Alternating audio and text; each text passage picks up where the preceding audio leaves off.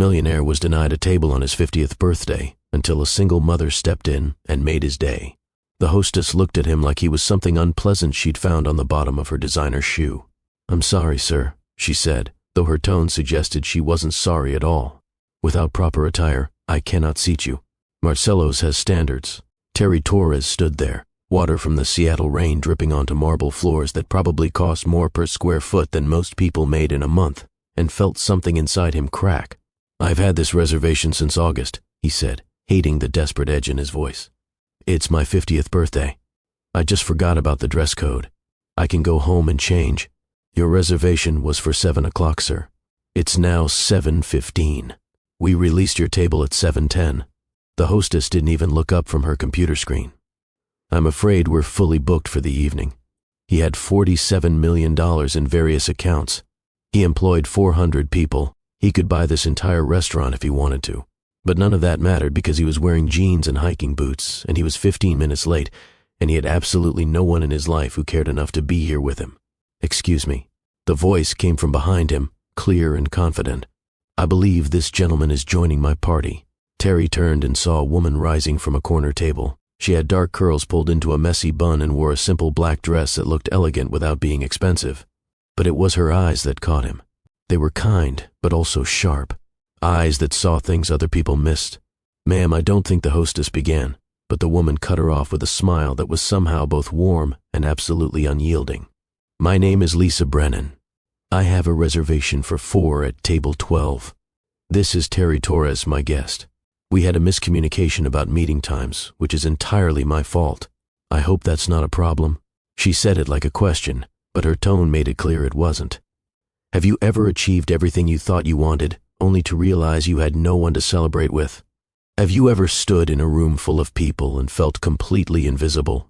This is the story of a man who built an empire but forgot to build a life. A man who had to lose his dignity in a fancy restaurant to discover what actually matters. And it all changed because a stranger in a black dress saw what everyone else missed. She saw a human being who needed help, and she did something about it. If you've ever felt alone in a crowded room, if you've ever wondered whether success means anything without someone to share it with, you need to hear this story. Hit that like button right now, and subscribe to Mr. Dawson Long Stories, because what you're about to witness is a reminder that the most valuable things in life can't be bought. They can only be built through small acts of courage and consistent presence. Now, let me take you back to that rainy November evening when everything changed. The autumn rain had been falling for hours, turning Seattle's streets into rivers of reflected light. Torres had been walking for most of the afternoon, a solitary figure in a denim jacket, trying to burn off the restless energy that came from having nowhere to be and no one expecting him. He'd started the day thinking his 50th birthday might be different. His assistant Margaret had assured him that yes, the partners from the merger would love to celebrate. Yes, his college friend David would definitely make time. Yes, this year wouldn't be like the last 14 years of quiet, lonely birthdays that he'd pretended didn't hurt. But the texts had started coming in around noon. David had a conflict. The partners had a prior engagement.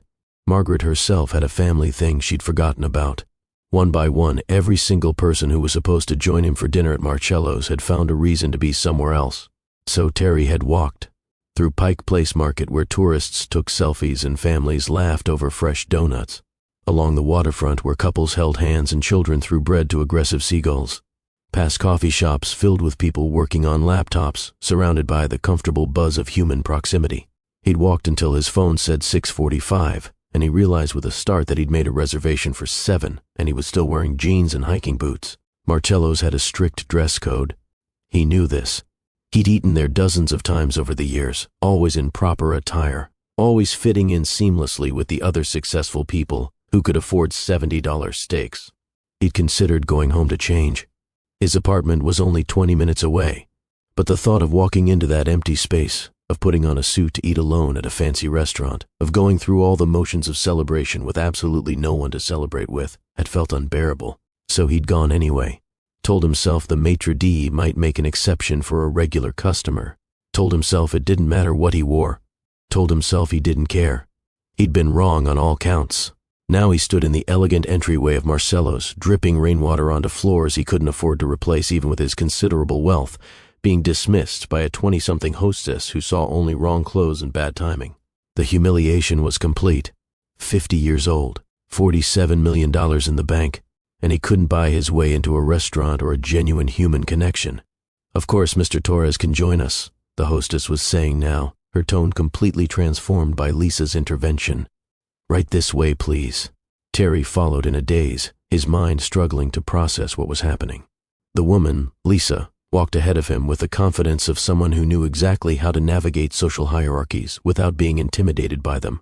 She led him to a corner table with a view of Elliott Bay, where two children sat with coloring books spread before them. Kids, this is Mr. Torres. He's going to join us for dinner.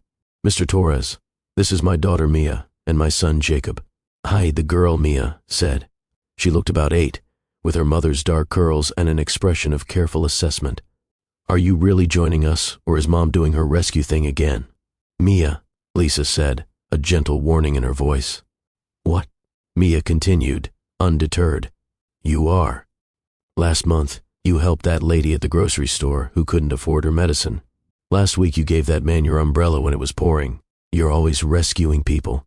Terry found himself smiling despite the surreal nature of the situation. I think your mom might be rescuing me right now, actually. See? Mia returned to her coloring with the satisfaction of someone proven right. I told you. Lisa gestured for Terry to sit, which he did, still trying to understand what was happening. Up close he could see the fine lines around her eyes, evidence of years spent smiling and probably worrying.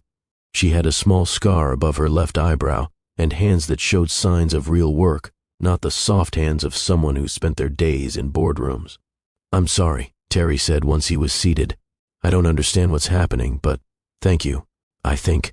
You looked like you needed a table, Lisa replied simply. We have one with extra seats. It seemed like an easy problem to solve.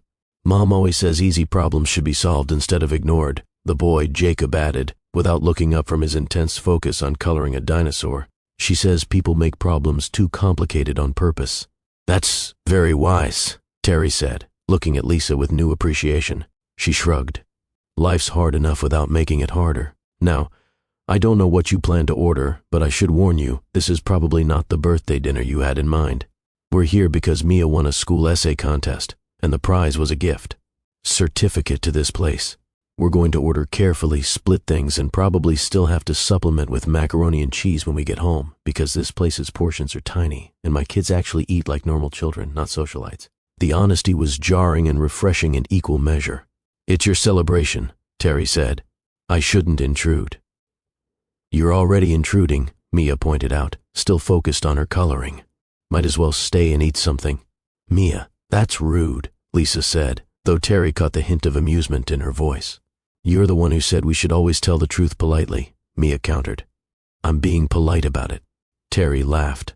A real laugh that seemed to come from somewhere deeper than he'd accessed in years. She's right.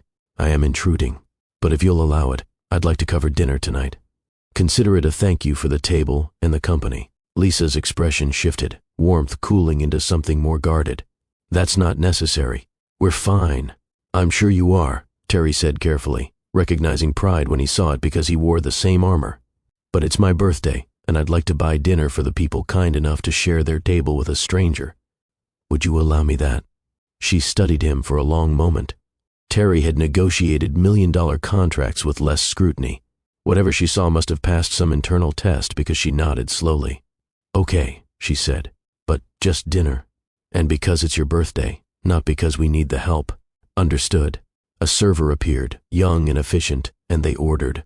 Lisa had been right about the portions.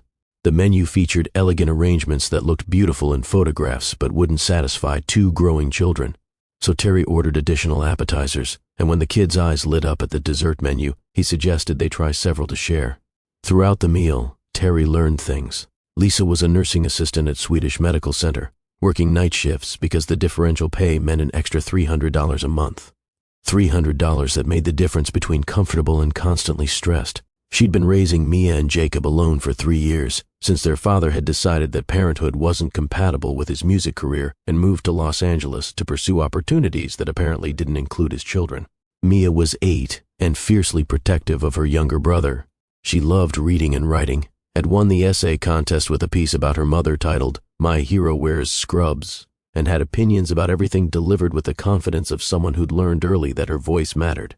Jacob was 6 and obsessed with dinosaurs and space with the intensity only small children could manage. He was quieter than his sister, more observant, watching the world with careful attention before deciding what to say. Alexander wants to be an architect, Mia explained through a mouthful of bread. He's always drawing buildings. Jacob, Lisa corrected gently. His name is Jacob, honey. I know, Mia said. But Alexander sounds more professional. When he's famous, he'll need a professional name. I'm not changing my name, Jacob said with the firmness of someone who'd had this argument before. I like Jacob. Is that true? Terry asked, genuinely interested. You want to be an architect? Maybe, Jacob allowed. I like how buildings work, how they stand up and don't fall down. It's like a puzzle. Structural engineering, Terry said.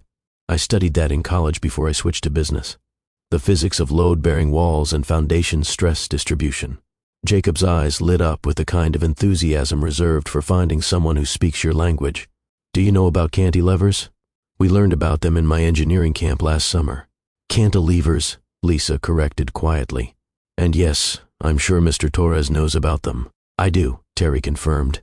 They're architectural elements that project horizontally into space, supported only on one end, like a diving board.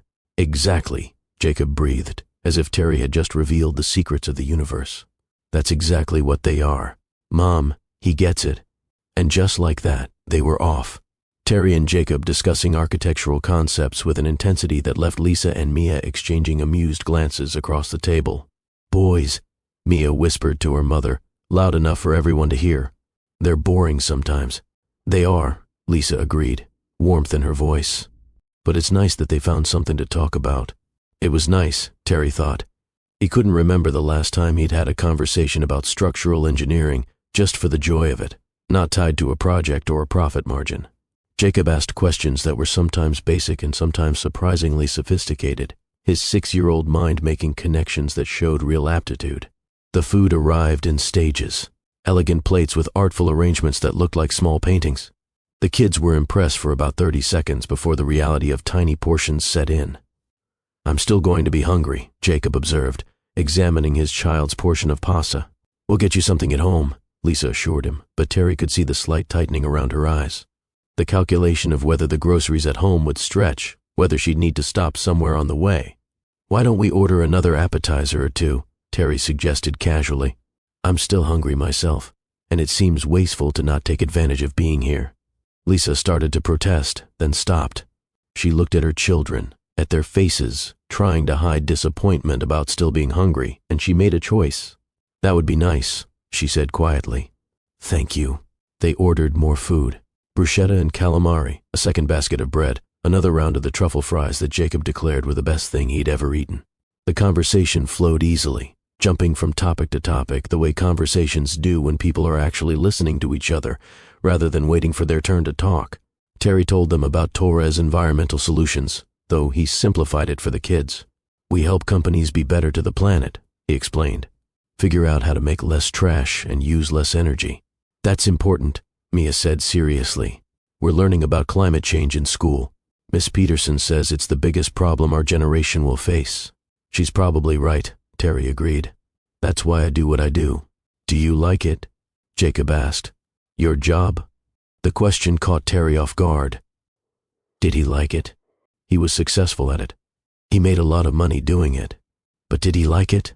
I used to, he said honestly. Lately, I'm not sure. I think I forgot why I started. Mom says that happens, Jacob replied with the casual wisdom of someone repeating something he'd heard many times. She says, sometimes you get so busy doing something that you forget why you wanted to do it in the first place. You have to stop and remember. Your mom sounds very wise, Terry said, looking at Lisa. She shrugged, a slight color rising in her cheeks. I just try to make sense of things for them. The world's confusing enough. The main courses came and went. Lisa had been right about everything. The portions were beautiful and tiny. The food was excellent. And sitting here with this makeshift family felt better than any business dinner Terry had attended in the last decade. Dessert was an adventure. They ordered the chocolate lava cake, the tiramisu, and the seasonal fruit tart. 3 desserts for 4 people, shared with spoons and laughter, and Jacob getting chocolate on his nose. It was during dessert that Jacob asked the question that changed everything. Why were you eating alone on your birthday? He said suddenly, his spoon suspended halfway to his mouth. Don't you have a family? Jacob, that's personal, Lisa said gently. It's okay, Terry replied. The question deserved an honest answer, and these kids had been nothing but honest with him. My wife died 15 years ago. We didn't have children, and I spent so much time working after she died that I forgot to maintain the friendships I had. So no, I don't really have family anymore, just colleagues and business associates. The table went quiet. Even Mia had stopped eating, both children looking at him with expressions too solemn for their ages. That's sad, Mia said finally. Matter of fact, you should fix that. Mia, Lisa started, but Terry shook his head. She's right, he said. I should. I'm just not sure I remember how. You start by showing up, Jacob said with the certainty of someone repeating wisdom he'd heard many times. That's what Mom says. You show up, and you keep showing up until people know they can count on you. Terry looked at Lisa, who had the grace to look slightly embarrassed. That's my parenting philosophy showing, she said. Consistency over grand gestures. It's good philosophy, Terry said, and meant it. They finished dessert in a quieter mood, though not uncomfortable, just thoughtful. When the check came, Terry handed over his credit card before Lisa could even reach for her purse. She didn't protest this time, just nodded her thanks. Outside, the rain had stopped, leaving the streets slick and reflective under the city lights. The November air was cool but pleasant, Seattle doing its best impression of a livable city. They walked the 6 blocks back to the parking garage where both their cars were housed, the kids walking between Lisa and Terry. When will we see you again? Mia asked as they reached the garage entrance. The question assumed there would be a next time, which was generous given they'd known him for all of 2 hours. I don't know, Terry said honestly, looking to Lisa for guidance. You could give me your number, Lisa said carefully. If you want, I could call you sometime, let you know how we're doing. I'd like that, Terry said. And then, before he could second-guess himself, could I give you my card? Not for anything weird, he added quickly, seeing her expression shift. Just I'd like to stay in touch. Maybe buy Mia some books since she loves reading. Get Jacob something dinosaur-related. Would that be okay? Lisa hesitated. Terry recognized the same calculation he'd seen earlier, weighing pride against practicality, independence against the reality that raising 2 kids alone meant accepting help sometimes, even from strangers. Okay, she finally said. But Terry, we're not a charity case. We're doing fine. I can see that, he replied. You're doing better than fine. You're raising 2 incredible kids while working night shifts and still finding time to rescue strangers in restaurants. I'm not offering charity. I'm offering friendship, maybe, if you're open to it. She studied him one more time with that careful attention, then smiled. Friendship might be nice. For all of us. Terry gave her his card, embossed with his name and the Torres Environmental Solutions logo. She pulled out her phone and typed in his number, then sent him a text so he'd have hers. Just her name, Lisa, and a simple message. Nice to meet you. They parted in the parking garage. Lisa's 15-year-old Honda Civic was parked 3 spots from Terry's Mercedes, a visual representation of their different circumstances. But as he watched them drive away, Jacob waving enthusiastically from the back window, Terry realized that circumstances were just details. What mattered was the lightness in his chest, the feeling that maybe turning 50 wasn't the beginning of decline but the possibility of building something he should have built decades ago. He sat in his car for a long moment before starting the engine, looking at his phone. The text from Lisa glowed on the screen. 3 words that felt like a door opening. Nice to meet you. Terry drove home to his downtown loft, all floor-to-ceiling windows and expensive furniture designed more for aesthetic than comfort. He'd bought it 5 years ago because the view was spectacular and the building was exclusive. He'd furnished it with the help of an interior designer who'd created a space that looked like it belonged in a magazine. It was beautiful. It was also completely impersonal. No photos on the walls, no clutter, no evidence that an actual human lived there, only that someone with excellent taste and substantial money had decorated a showpiece. Terry walked through his apartment, really seeing it for the first time in months. The living room with its leather furniture, positioned for conversation that never happened. The dining table that seated 8 but had only ever held his laptop and takeout containers. The guest room that had never hosted a guest. He told himself it was enough. This space, this success, this life he'd built through sheer determination and long hours. He'd told himself that achievement was its own reward, that he didn't need more than the satisfaction of a job well done and a bank account that proved his worth. But standing here now, thinking about Lisa's small apartment that was probably cluttered with kids' artwork and toys and all the evidence of life actually being lived, Terry recognized his apartment for what it was. A very expensive hiding place.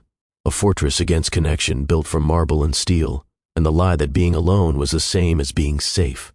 His phone rang, startling him. Margaret's name appeared on the screen. "How was dinner?" his assistant asked without preamble. "Did everyone show up?" "No," Terry said. "They all canceled." But something else happened. He told her about the restaurant, the rejection, Lisa's intervention. Margaret listened without interrupting, which was one of the things he appreciated most about her. "So you spent your 50th birthday with a complete stranger and her 2 kids, Margaret said when he finished. "I did." "And it was good?" "It was the best birthday I've had in 15 years. Margaret was quiet for a moment. Then, "Terry, I'm glad. You needed that. You've needed that for a long time." After they hung up, Terry changed into comfortable clothes and made tea he didn't really want. He sat by the window, looking out at Seattle's lights spread below him like a constellation of other people's lives, and he thought about Jacob's question. "Why were you eating alone on your birthday? Don't you have a family?" The answer was simple and devastating.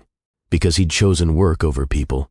Because after Margaret, his wife, had died, grief had been too enormous to face directly, so he'd buried it under spreadsheets and presentations and the comfortable fiction that success could substitute for human connection. Because he'd spent 15 years building a fortress, and fortresses kept threats out, but they also kept everything else out too. Joy and mess, and the beautiful chaos of caring about people who might leave or die or disappoint you. He'd thought he was protecting himself. Instead, he'd been slowly suffocating. Terry pulled out his phone and looked at Lisa's text again. He typed a response, deleted it, typed another, deleted that too. What did you say to someone who'd rescued you in more ways than they probably realized? How did you express gratitude for the simple act of being seen? Finally, he settled on something simple. "Thank you again for tonight. I meant what I said. Best birthday I've had in a long time. Sleep well." He hit send before he could overthink it. Her response came 5 minutes later. "You're welcome. The kids enjoyed meeting you. Jacob wants me to tell you he's been thinking about cantilevers and has more questions. Fair warning." Terry smiled. "Tell him I'm happy to answer them any time." 3 dots appeared, disappeared, appeared again. Then, "Be careful what you offer. He has a lot of questions about everything. I look forward to it," Terry typed, and realized he meant it. He didn't expect to hear from Lisa quickly after that. People said things like, "Let's stay in touch all the time," without meaning it. Social niceties that smoothed awkward goodbyes without creating actual obligations. But 3 days later, his phone rang with an unknown number. "Hi, this is Lisa. From Marcello's?" A pause. "Mia wanted me to call. She says she finished the book series she was reading and wants recommendations, and apparently you mentioned you liked reading too during dinner, so she thought you might have suggestions." Another pause. "This is weird, isn't it?"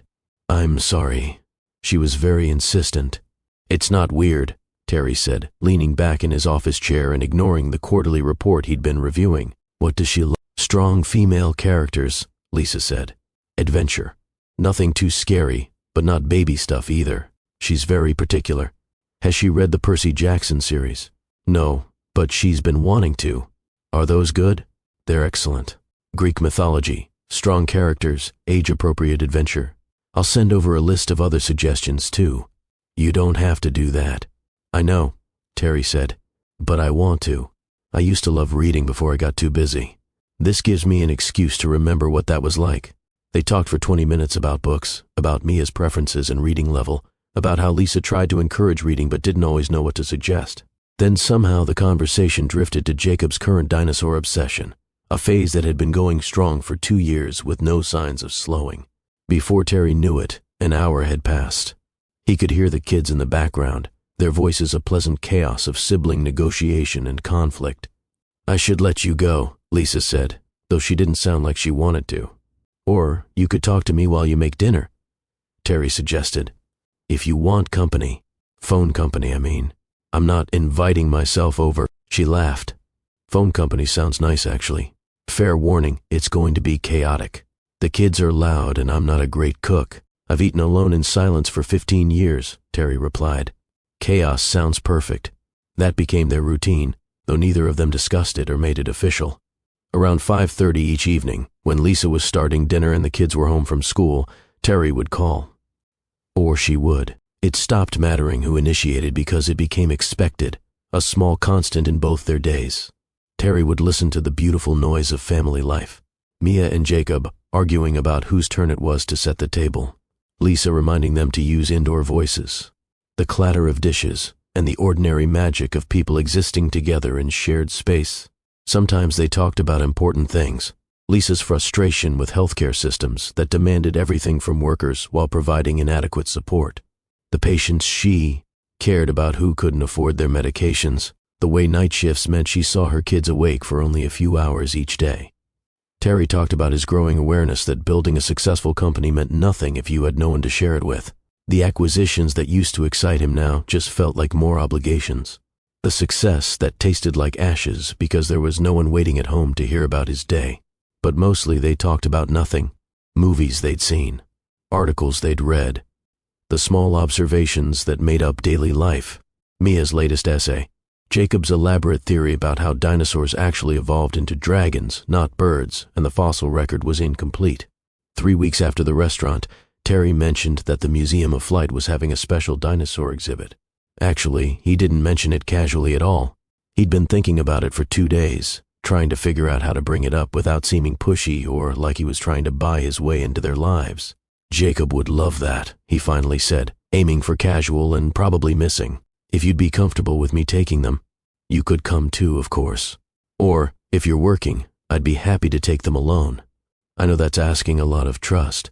Saturday works, Lisa interrupted. I have the weekend off. We could all go together. The museum visit was everything Terry had hoped and more. Jacob was mesmerized from the moment they entered, his eyes wide with wonder at the exhibit showing how scientists used engineering principles to understand dinosaur movement and behavior. Look, he kept saying, tugging at Terry's hand.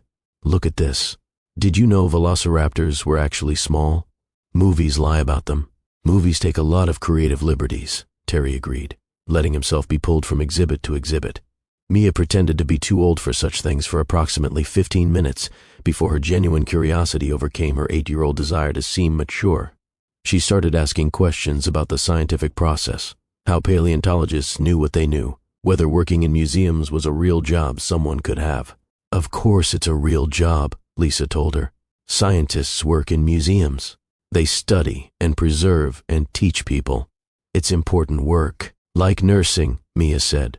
That's important work too. Like nursing, Lisa agreed, smiling. They spent 2 hours at the museum before Terry noticed Lisa favoring her left foot slightly. You okay? He asked quietly while the kids were absorbed in a display about fossilization. Fine, she said. Just a long week. I'm on my feet a lot at work. We could sit for a bit. Get coffee in the cafe. We should probably head out soon anyway. It's almost lunchtime, and these two will get cranky if they're not fed on schedule. Let me take you to lunch then, Terry said. There's a good burger place near here. Nothing fancy, just good food. Lisa hesitated. Terry had learned to recognize that hesitation. The internal calculation of whether she could afford it, whether she should let him pay again, whether accepting help was practical or a slippery slope toward dependence. My treat, he added, because you're doing me a favor by letting me spend time with you all. This is the best Saturday I've had in years. Something in his honesty must have gotten through because she nodded. Okay, but next time I'm buying. Deal. The burger place was exactly what he'd promised. Good food, reasonable prices, nothing fancy. They crowded into a booth, kids on one side, adults on the other. The kids ordered without hesitation, comfortable in that way children are when they trust the adults will handle things. While they waited for food, Mia pulled out a small notebook from her bag. I started a new story, she announced. Want to hear the beginning? Absolutely, Terry said. She read with dramatic flair, her story about a girl detective solving mysteries in her neighborhood. It was charming and showed real narrative instinct, even if her spelling was creative and her plot relied heavily on convenient coincidences. That's really good, Terry said when she finished. You have a talent for this. Mom says I should write every day, even if it's just a little bit. She says that's how you get good at things. Practice. Your mom's right, Terry agreed. That's how you get good at anything. Consistent practice over time. Is that how you got good at your job? Jacob asked. Practicing every day? Yes, Terry said. Though I'm realizing I practice so much I forgot to practice other things. Like being a good friend, like having hobbies, like remembering that work is what you do, not who you are. Lisa was looking at him with an expression he couldn't quite read. Not pity, but understanding maybe. Recognition. The food came, and they ate with enthusiasm. Terry watched this family interact and marveled at the ease of it. The way Lisa knew without asking that Jacob didn't like pickles and Mia wanted extra ketchup. The way the kids checked with their mom before taking fries from each other's plates. The small intimacies of people who'd built a life together through daily presence. After lunch, walking back to where they'd parked, Mia slipped her hand into Terry's like it was the most natural thing in the world. He looked down at this small hand in his and felt his throat tighten. When was the last time someone had reached for him like this? Casual affection without agenda or negotiation? This was nice, Lisa said as they reached her car. Thank you. For the museum and lunch and just today. Thank you for letting me be part of it, Terry replied. The kids piled into the car, already arguing about whether they'd seen actual dinosaur bones or just replicas. Lisa paused with her hand on the driver's door. Terry, she said, can I ask you something? Anything. Why us? You could spend your Saturdays doing anything. You clearly have the resources. Why spend time with a nursing assistant and her kids? Because you're the first people in 15 years who made me feel like a person instead of a bank account or a business opportunity, Terry said simply. Because your kids ask me about cantilevers and velociraptors like my answers actually matter. Because you rescued me in that restaurant and didn't make me feel pathetic for needing rescue. Because being with you all reminds me what it feels like to be alive instead of just successful. Lisa blinked rapidly, and Terry realized with alarm that she might be fighting tears. That's, she started, then stopped. That's the nicest thing anyone said to me in a long time. It's just the truth. Well, the truth is, we like spending time with you too. All of us. So don't be a stranger, okay? I won't, Terry promised. He watched them drive away, then got in his own car and sat there for a long moment. His phone buzzed with work emails. A crisis with a client in Portland. Questions about the Seattle municipal contract. A request for his presence at a conference in San Francisco. All of it felt distant. Less important than the memory of Jacob's excitement about museum exhibits or Mia's hand in his, or the way Lisa looked at him like he mattered as a person, not just as someone who could pay for things. Terry pulled up his calendar and looked at the weeks ahead. Meetings packed so tightly there was barely room to breathe. Obligations stretching into December and beyond. A life scheduled down to 15-minute increments, all of it important, none of it mattering. He started blocking out time. Saturday mornings, Tuesday evenings, hours marked simply as personal time, non-negotiable. Margaret would have questions. Clients would push back. The world would not stop demanding his attention. But Terry was done letting the world decide how he spent his finite days. He'd wasted 15 years. He wasn't wasting anymore. That evening, during the now ritual phone call while Lisa made dinner, he asked if he could see them again the following weekend. We don't want to monopolize all your free time, Lisa said. You're not, Terry assured her. I want to spend time with you, all of you, if you'll let me. There was a pause, filled with the sound of something sizzling on a stove and kids' voices in the background. Okay, Lisa said finally. But Terry, I need to be clear about something. Anything. We can't be your project. Your good deed. The thing that makes you feel better about your life. My kids, they get attached to people. If you're going to be in their lives, you need to be sure. Because if you disappear in a few months when the novelty wears off, it'll hurt them. And I can't let that happen. I understand, Terry said. And I promise you, this isn't novelty. This isn't me trying to feel better about myself. This is me trying to build actual friendships with people who've shown me more kindness than I probably deserve. I'm not going anywhere. Okay, Lisa said again. Then yes, come over next weekend. We're not doing anything fancy. Probably just the park if the weather holds. But you're welcome to join us. I'd love that. After they hung up, Terry sat in his apartment and felt something he hadn't felt in years. Anticipation, not for a business deal or an acquisition, just for Saturday. For the park, for kids and conversation and the privilege of being included in the ordinary moments that made up a life. His phone rang again. "Margaret, I noticed you blocked out time on your calendar," she said. "Everything okay?" "Everything's fine," Terry replied. "Better than fine, actually. I'm just making some changes." "Good changes? The best changes. Does this have anything to do with that woman from the restaurant, Lisa?" "It does." Margaret was quiet for a moment. Then, "Good. It's about time you remembered how to live." "Yeah," Terry said, looking around his empty apartment. "It is." The following Saturday was overcast but dry, typical Seattle autumn weather that threatened rain without delivering.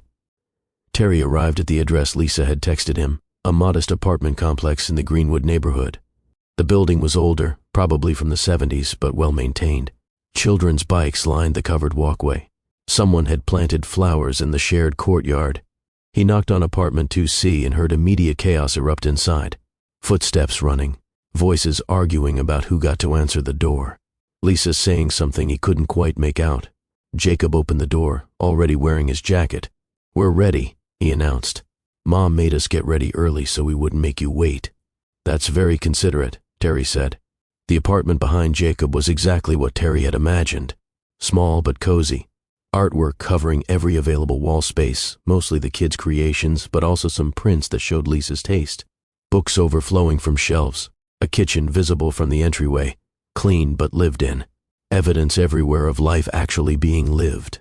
"Come in for a second," Lisa called from somewhere deeper in the apartment. "I just need to grab jackets and we'll go." Terry stepped inside and immediately noticed the photos. They covered an entire wall. Birthday parties and holidays. First days of school. Random Tuesday afternoons that had apparently been worthy of documentation. 3 years of life captured and displayed. Lisa and the kids at pumpkin patches. Building snowmen. Blowing out candles on cakes. In every single photo, it was just the three of them. No father figure. No other adults really, except occasional appearances by what looked like Lisa's parents in a few shots. "That's our memory wall," Mia said, appearing beside him. "Mom says pictures help you remember the good stuff so you don't just remember the hard stuff." "That's smart," Terry said. "We have a lot of good stuff," Mia continued. "Even though it's just us. Mom works really hard to make sure we have good stuff." "She does an excellent job," Terry agreed. Lisa emerged from the back, carrying 2 jackets and looking slightly frazzled. "Sorry. I swear I put these in the closet, but apparently they grew legs." "Okay, we're ready."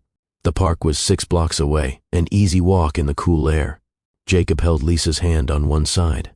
After a moment's hesitation, Mia reached for Terry's hand on the other side, creating a chain of 4 people navigating the sidewalk together.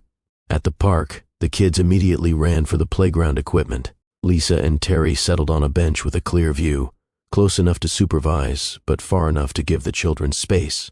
"They do this every Saturday," Lisa said. "Same park, same playground. It's part of our routine. Groceries in the morning, park in the afternoon, movie night in the evening. We're very predictable." "Predictable sounds nice," Terry said. "Stable." "It's stable because it has to be," Lisa replied. "When you're a single parent, routine is survival. The kids know what to expect. That makes everything easier." "How long have you been doing this alone?" 3 years next month." Lisa watched Mia help Jacob climb the ladder to the slide. Their dad, Brian, he was a musician, or wanted to be. We met when I was 26. He was charming and talented and completely unreliable. But I thought that was romantic. Young and stupid, you know. "You're not old now," Terry pointed out. "I'm 35, but I feel 50 most days." Lisa smiled slightly. "Anyway, Brian and I had Mia, then Jacob. He tried to be a dad. I'll give him that. But he never really wanted it. The responsibility, the routine, the way kids need you to show up consistently. When Jacob was 3, Brian got an opportunity in LA. A chance to record with some producer who might have been legitimate or might have been a scam. He asked if we'd come with him. Did you consider it? For about 5 minutes. Then I realized he wasn't asking us to come build a life together. He was asking us to follow him while he chased something that mattered more than we did. So I said no. He left anyway. Sends child support sometimes when he remembers. Calls on birthdays. That's the extent of his involvement. I'm sorry, Terry said. Don't be. Lisa turned to look at him directly. It hurt at the time. Being chosen second hurts. But honestly, we're better without him. The kids are more stable. I'm less stressed trying to manage his chaos. We built something good, the three of us. Something that works. You did, Terry agreed. They're amazing kids. You should be proud. I am. Lisa returned her attention to the playground, where Jacob was now trying to convince me at a time how fast he could go down the slide. I'm also exhausted and broke and terrified I'm screwing them up somehow, but mostly proud. They sat in comfortable silence for a while, watching the kids play. Other families populated the park. Couples with toddlers. A group of teenagers playing frisbee. An elderly man feeding ducks at the small pond. Can I ask you something? Lisa said eventually. About your wife. You don't have to answer if it's too personal. You can ask anything. What was her name? Margaret, Terry said. Like my assistant, which is actually why I hired her. She introduced herself and I just stood there for a solid 30 seconds because I hadn't heard that name said out loud in years. Turned out she was nothing like my Margaret. Different person entirely. But something about it felt right, like a sign I should hire her. How did you meet your Margaret? Your wife? College, Terry said. I was studying engineering. She was studying art history.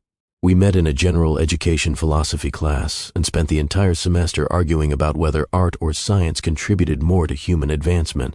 She won most of the arguments because she was smarter than me. Who won the war? We declared it a draw and got married instead. Terry found himself smiling at the memory. She taught me to see beauty in things. I taught her to appreciate structural integrity. We balanced each other. What happened? Cancer, Terry said simply. Ovarian. By the time they found it, there wasn't much they could do. She fought for 18 months. Then she died, and I didn't know how to be a person without her. So, I became a workaholic instead. I'm sorry, Lisa said quietly. That must have been horrible. It was. But you know what's worse? I wasted the last 15 years hiding from it. Margaret loved life. She squeezed joy out of every moment. And I honored her memory by building walls and pretending achievement was the same as living. She would have hated what I became. You're changing that now, Lisa pointed out. Trying to. Terry watched Mia chase Jacob around the playground. You helped with that. You and the kids. You reminded me what actually matters. We just invited you to dinner. You did more than that. You saw someone who needed help, and you helped without hesitation. You didn't know if I was safe or sane. You just saw someone struggling and made space at your table. That's not a small thing, Lisa. That changed everything for me. Before Lisa could respond, Jacob came running over, breathless and excited. Terry, can you push us on the swings? Mom pushes too soft and we barely go anywhere. I do not push too soft, Lisa protested. I push age appropriately, which means too soft, Mia added, appearing behind her brother. Please, Terry, show us how high we can go. Terry looked at Lisa for permission. She nodded, amused. Go ahead. Show them your unsafe pushing technique. I'll be right here ready to handle the injuries. The next 20 minutes were filled with swing pushing and laughter, and Mia screaming with delight every time she went high enough to see over the trees. Jacob was more cautious, wanting height but also control, asking Terry to push just hard enough but not too hard. When they finally tired of swings, they moved to the jungle gym. Terry found himself being recruited as the monster in an elaborate chase game that Mia had invented on the spot. The rules were confusing and seemed to change every 30 seconds, but the basic premise involved him chasing them while they shrieked and climbed and declared various zones as safe spaces. He couldn't remember the last time he'd run this much. His lungs burned. His legs protested. He was completely out of shape for playing with children. He also couldn't remember the last time he'd had this much fun. Eventually, they all collapsed on the grass, breathing hard. The kids immediately started looking for shapes in the clouds. Terry lay between them, Lisa sitting nearby, and listened to their debate about whether that cloud looked more like a dragon or a really fat bird. It's definitely a dragon, Mia insisted. See, the tail? That's not a tail, Jacob countered. That's wind. Clouds don't have tails. Dragon clouds do. There's no such thing as dragon clouds. There is now because I said so. Terry caught Lisa's eye, and they shared a smile. This was what he'd been missing. The beautiful chaos of people who loved each other enough to argue about cloud shapes. They stayed at the park until the afternoon light started to fade and the temperature dropped enough that jackets were necessary. Walking back to the apartment, both kids were quieter, the good kind of tired that came from playing hard. "Do you want to stay for movie night?" Lisa asked as they approached her building. "It's nothing exciting. We make popcorn and watch whatever the kids pick. Tonight's choice is The Lion King, I believe. For approximately the 40th time." "I'd love to," Terry said.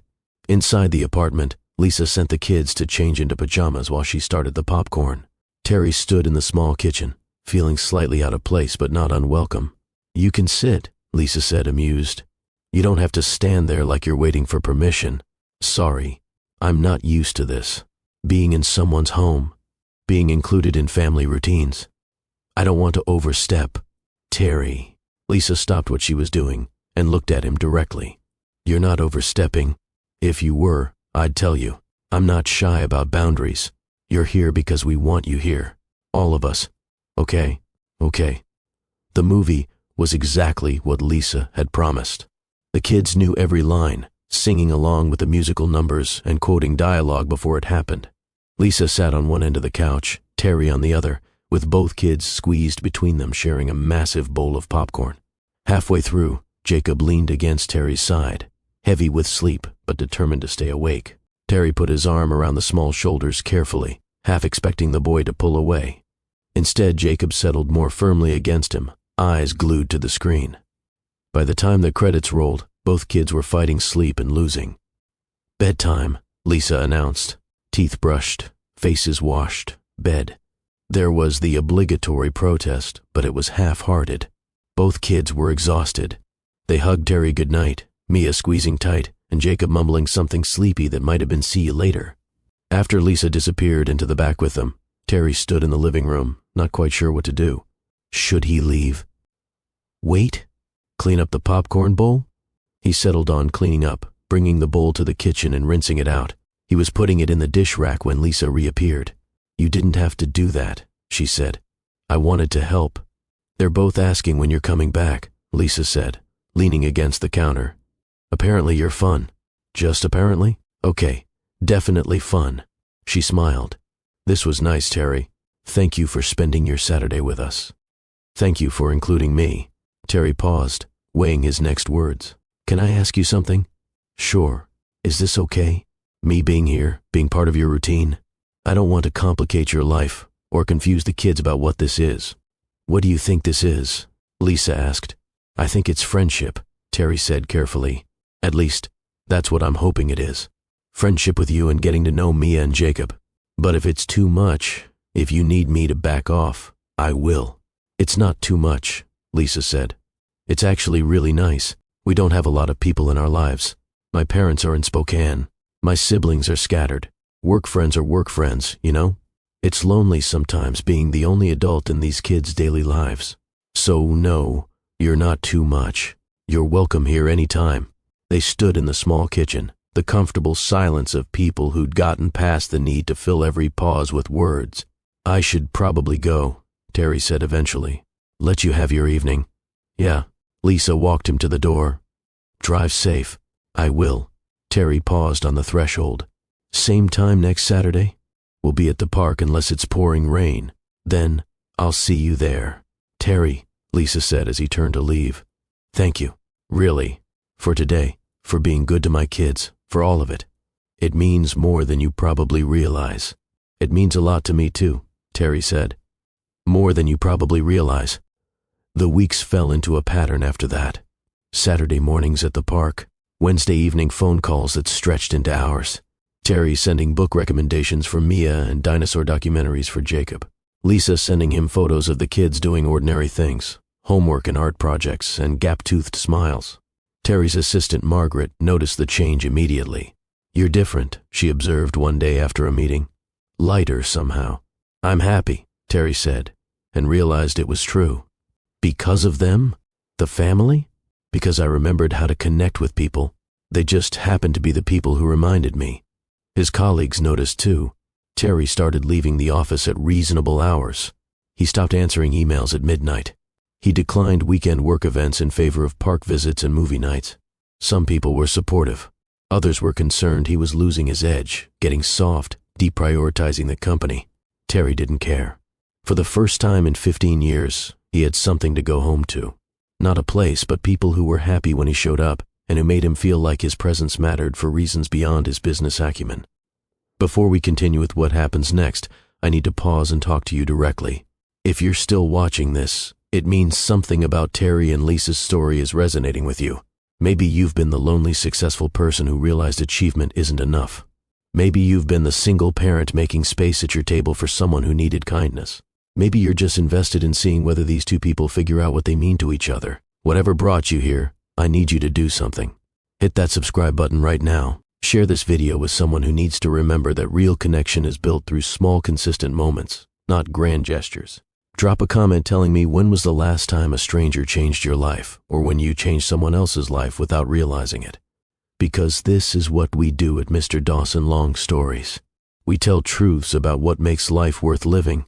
And trust me, what happens next is going to test everything Terry and Lisa think they know about friendship and risk, and whether you can build a family from choice instead of biology. Now let's get back to the story, because everything is about to shift. 4 months after that first dinner at Marcello's, Lisa called Terry on a Tuesday evening.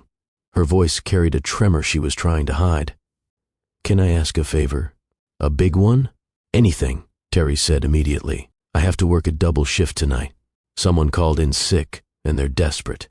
My usual sitter is out of town, and I've called everyone I can think of. I know it's a lot to ask, but could you possibly watch Mia and Jacob? Just overnight. I'd be back by 8 tomorrow morning." Terry didn't hesitate. "Of course. Should I come to you, or do you want to bring them here? You have more space, and honestly, new environment might make bedtime easier. They're going to be excited." She arrived 30 minutes later with 2 overnight bags and a list of instructions delivered with the rapid-fire intensity of someone trying to convey essential information in limited time. Mia's bedtime is 8:30, Jacob's is 8, but good luck enforcing that. They'll try to negotiate. Don't let them have sugar after 6. Jacob sleeps with his dinosaur nightlight. Mia needs her stuffed rabbit, which is in her bag. They can watch one movie, rated G only, and no screens after 7:30, or they'll never sleep. If Jacob has a nightmare, he likes his back rubbed. If Mia can't sleep, she likes someone to sit with her until she does. Emergency. Numbers are in my phone. My parents' number is there too. If anything happens, anything at all, you call me immediately. I can be back in 40 minutes. "Lisa," Terry interrupted gently. "We'll be fine. Go to work. Save lives. I've got this." She looked at him, worry and gratitude mixing in her expression. Have you ever watched kids overnight before?" "No," Terry admitted. "But I'm a quick learner, and they're good kids. We'll figure it out together." Lisa looked like she wanted to argue, but her phone buzzed with a text. She glanced at it and swore softly. "I have to go. I'm already late." She knelt down and hugged both kids fiercely. "Be good," she said. "Listen to Terry. I love you both so much." "Love you too," they chorused. After she left, Terry looked at the 2 children standing in his minimalist downtown loft, all floor-to-ceiling windows and expensive furniture designed more for aesthetic than comfort, and realized he had absolutely no idea what he was doing. "So," he said, "who's hungry?" They ordered pizza because Terry's cooking skills were limited, and his kitchen was mostly decorative anyway. While they waited for delivery, Mia explored the apartment with her characteristic careful attention. "You don't have any pictures," she observed, echoing what Jacob had said months ago at the restaurant. "No family photos or anything. Just art." Terry looked around, seeing his space through her eyes. She was right. Everything was tasteful and impersonal. Beautiful objects arranged by someone with excellent taste and no emotional attachment. "I guess I never thought about it," he said. "That's sad," Jacob added from his position examining the floor-to-ceiling windows. "Pictures are important. They help you remember the good stuff." "Maybe you're right," Terry said. "Maybe I should start taking more pictures." "Of what?" Mia asked. "Of moments I want to remember. People I care about. Days that matter. Like today." Jacob pressed his hand against the glass, looking at the city lights below. "Exactly like today."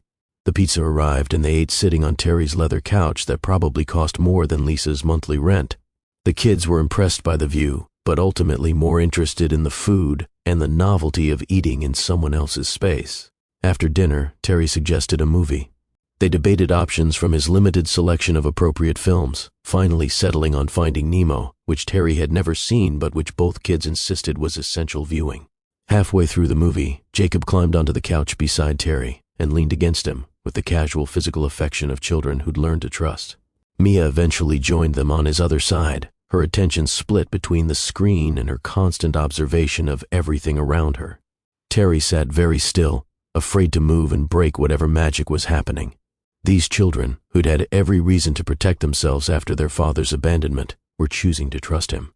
The weight of that trust was enormous and precious in ways he couldn't articulate. The movie ended. Bedtime negotiations began exactly as Lisa had predicted. "But it's only 8, Mia protested. "That's so early." "Your mom said 8:30 for you, 8 for Jacob," Terry reminded her. "Can't we stay up until 8:30 together? Nice try, but no. Jacob, you're first." Teeth brushed, pajamas on. "I don't want to," Jacob said, but without much conviction. He was tired, eyes drooping despite his best efforts. "I'll tell you what," Terry offered.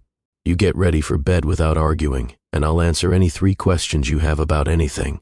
Jacob's eyes lit up. "Anything. Anything I know the answer to. Deal." 20 minutes later, both kids were in Terry's guest room, rarely used until now. He'd set up makeshift beds with spare blankets and pillows. Jacob's dinosaur nightlight cast gentle shadows on the walls. Mia clutched her stuffed rabbit. Terry sat on the floor between them and somehow ended up telling them about his wife Margaret, not the sanitized version he usually offered at business dinners, but the real story. How they'd met arguing about philosophy.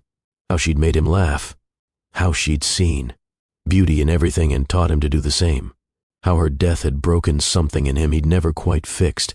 "That's why you were alone on your birthday," Mia said softly. "You miss her." "I do," Terry admitted. "Every day. But I think I've been using missing her as an excuse to avoid living. And that's not what she would have wanted." "What would she want?" Jacob asked. "For me to be happy. For me to connect with people. For me to remember that life is short and precious and should be spent with people who matter."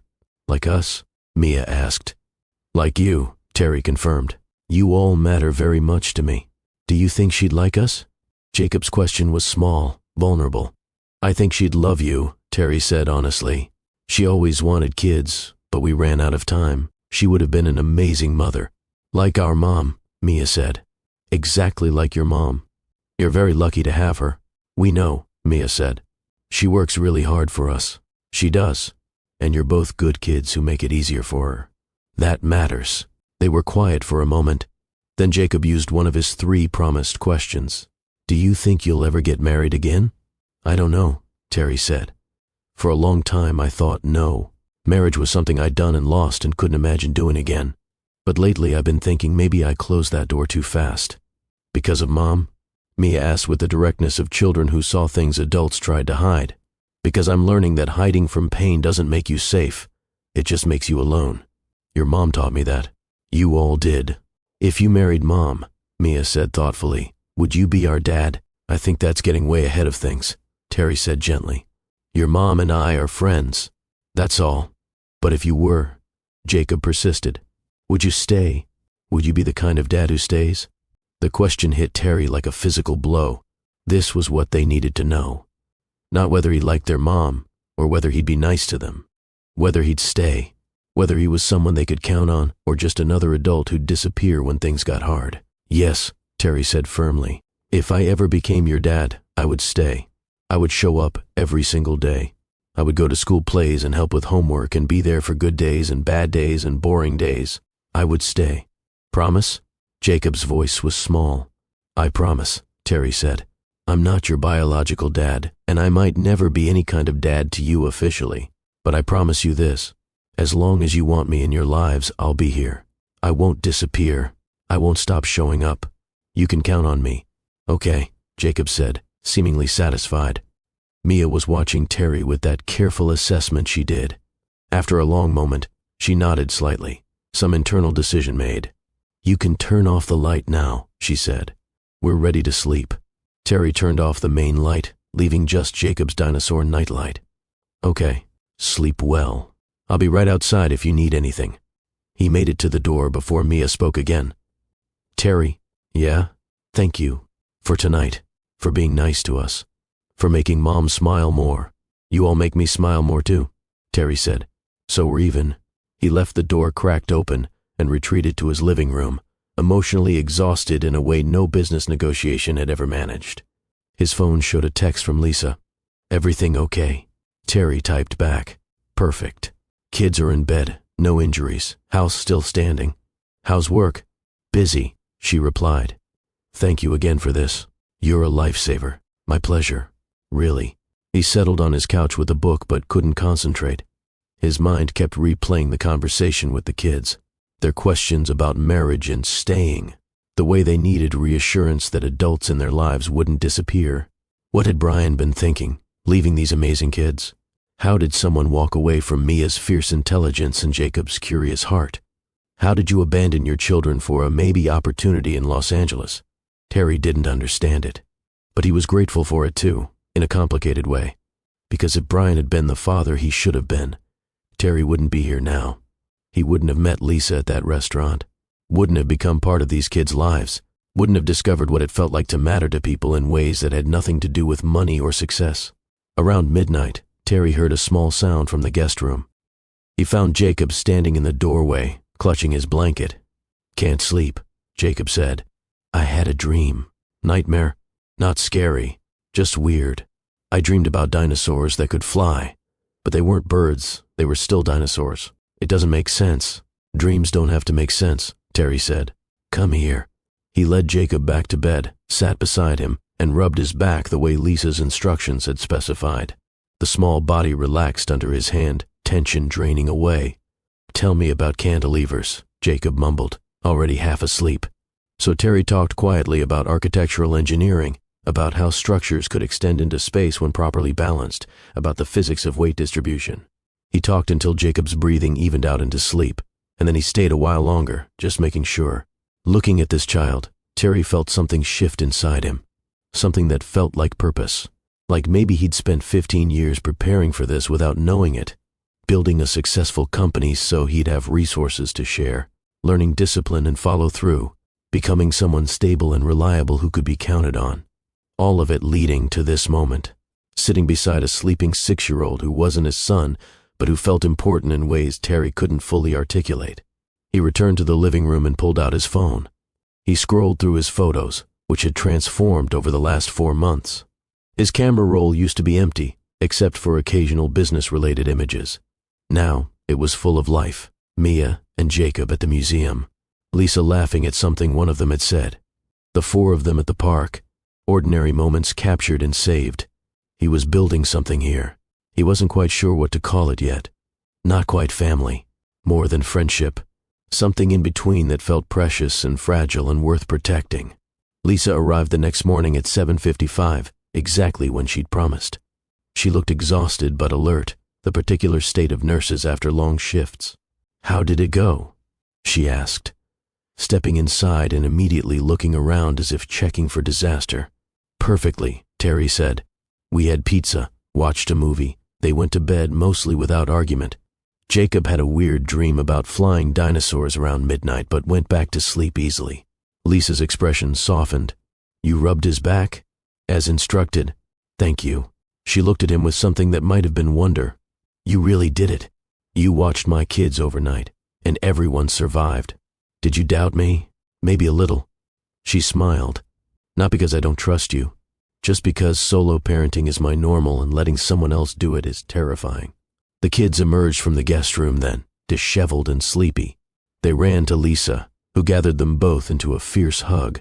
Did you behave? She asked. Mostly, Mia said. Terry's nice. Can he watch us again? We'll see, Lisa said diplomatically. They gathered the kids' things and prepared to leave. At the door, Lisa paused. I owe you, she said.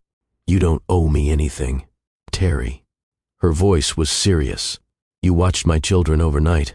You kept them safe and happy. You handled a nightmare and bedtime negotiations. That's not nothing. It was my pleasure. Genuinely, I loved having them here. Still, Lisa reached out and squeezed his hand briefly. Thank you. It means more than you know. After they left, Terry stood in his apartment, and felt the silence differently than usual. Not peaceful. Empty. He'd gotten used to noise and chaos and children's voices. Quiet felt wrong now. Margaret called later that morning. "I saw your calendar was blocked last night," she said. "Everything okay?" "Better than okay. I babysat Lisa's kids overnight." "You babysat?" Margaret's tone suggested she was reassessing everything she knew about him. "Terry Torres, workaholic millionaire, babysat 2 children overnight." "I did." "And Margaret, it was the best night I've had in years." "Good," she said simply. "You deserve that." The following week, Terry attended Mia's school play. She was playing a tree in a production of some environmental awareness play the 3rd grade had written themselves. Her part was small, but she attacked it with the same intensity she brought to everything else, swaying her branches with dramatic flair. Terry sat in the elementary school cafeteria that had been converted into a theater, surrounded by other parents with their phones out recording everything. Lisa sat beside him, her parents on her other side. Her mother, Patricia, had been assessing Terry since they'd been introduced. Her father, Robert, had asked polite questions about his work that were clearly meant to determine whether Terry had honorable intentions toward their daughter and grandchildren. "How long have you known Lisa?" Patricia asked during the intermission between acts. "About 5 months, Terry said. "We met at a restaurant. She was kind enough to invite me to join her family for dinner." "And you've been seeing each other since?" Robert's tone was carefully neutral. "We're friends," Terry clarified. "I spend time with Lisa and the kids. We've become close." "Friends," Patricia repeated, in a tone that suggested she wasn't entirely convinced. The play resumed, saving Terry from further interrogation. After it ended, Mia found them in the crowd, still wearing her tree costume. "Did you see me?" she asked Terry. "I didn't forget any of my lines." "You were magnificent," Terry said seriously. "The best tree I've ever seen." "I was the only tree." "Then you were definitely the best." Later, after Mia had changed and they were all walking to the parking lot, Patricia pulled Terry aside while the others were distracted. "My daughter doesn't let many people close," she said without preamble. "After what Brian put her through, after watching her struggle alone for 3 years, she built walls that would make medieval fortresses jealous. The fact that you're here, that she trusts you with her children, that's significant." "I understand," Terry said. "Do you?" Patricia fixed him with a look that probably made misbehaving grandchildren confess immediately. "Because if you hurt her, if you hurt those babies, there's nowhere you could hide that I wouldn't find you. That's not a threat. That's a promise." "I'm not going to hurt them," Terry said firmly. "I care about all of them. Very much." "Good." Patricia's expression softened slightly. "She deserves happiness. They all do. Just make sure you're certain before you become more than friends, because those kids have already lost one father. They can't lose another." The words stayed with Terry long after he'd said goodbye and driven home. He sat in his apartment and forced himself to examine his intentions honestly. Was he certain? Could he promise forever to people he'd known for only 5 months? Was he ready to be not just Lisa's partner, but a father figure to 2 children who desperately needed stability? The questions were enormous, life-changing, the kind of decisions that should require months or years of consideration. But Terry realized he already knew the answers. Yes, he was certain. Yes, he could promise forever. Yes, he was ready. He'd spent 15 years alone. He knew exactly what that life looked like. Empty apartments and quiet dinners and success that tasted like nothing. He didn't want that anymore. He wanted chaos and laughter and children asking impossible questions. He wanted someone to come home to, someone whose day mattered to him, someone who saw him as a person rather than a business opportunity. He wanted Lisa. He wanted Mia and Jacob. He wanted the family they were building together through small, consistent moments. The only question was whether Lisa wanted the same thing. 6 months after that first dinner at Marcello's, Terry's company hit a major milestone. They'd secured a massive contract with the city of Seattle to overhaul environmental practices for all municipal buildings. It was the kind of achievement that would have once been Terry's only definition of success, the thing he'd worked toward for years. He called Lisa first, before telling Margaret or the board or anyone else. "That's amazing," Lisa said, genuine excitement in her voice. "Terry, that's huge. You should be so proud." "I am," Terry said. "But mostly I just wanted to tell you." There was a brief pause. Then Lisa said, "We should celebrate. Let me buy you dinner." "You don't have to do that." "I want to." You've bought us countless dinners and museum tickets and books and that ridiculous dinosaur encyclopedia Jacob now sleeps with. Let me do this. Nothing fancy, just burgers and celebration. They went to a diner near Lisa's apartment, a local place with red vinyl booths and a jukebox that actually worked. The kids were hyper with excitement about celebrating Terry's win, even though they didn't fully understand what municipal environmental contracts were. Over burgers and milkshakes, Terry felt something settle in his chest. This was what success should feel like.